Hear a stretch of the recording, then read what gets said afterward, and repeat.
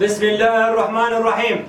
استجابة لله ورسوله في رص الصفوف وتوحيدها، وانطلاقا من قوله تعالى بعد أعوذ بالله من الشيطان الرجيم: إن الله يحب الذين يقاتلون في سبيله صفا كأنهم بنيان مرصوص، وانطلاقا من معاناة شعبنا المستمرة وحقه في العيش بحرية وكرامة ومساواة، وتحملا لمسؤوليات الإنسانية اتجاه هذا الشعب المجاهد بكل أطيافه، ونظرا لما تمر به الجمهورية العربية السورية من ظروف إنسانية قاسية أثرت سلبا في حرب بوصلة الثورة السورية المباركة، وحرصا منا على إعادة هيبة الثورة في قلوب أبنائها وتصحيح مسارها، تم بتوفيق من الله وعونه تشكيل الفرقة 155 قوات خاصة العاملة في الجبهة الجنوبية والتابعة لهيئة الأركان العامة للجيش السوري الحر، والتي تضم الألوية والكتائب الفاعلة على الأرض.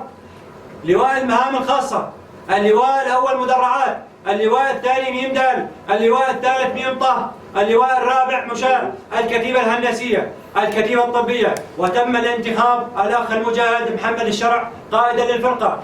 كما نعلن عن تشكيل غرفة عمليات عسكرية مركزية بقيادة العقيد مهند شحادات، ونحن أسرة هذه الفرقة ضباط ومدنيين نعاهد الله وشعبنا السوري العظيم بالماضي قدما حتى تحرير كل شبر من أرض سوريا الحبيبة، ورفع راية لا إله إلا الله عالية خفاقة في سماء الوطن الغالي. والله مولانا فنعم المولى ونعم النصير.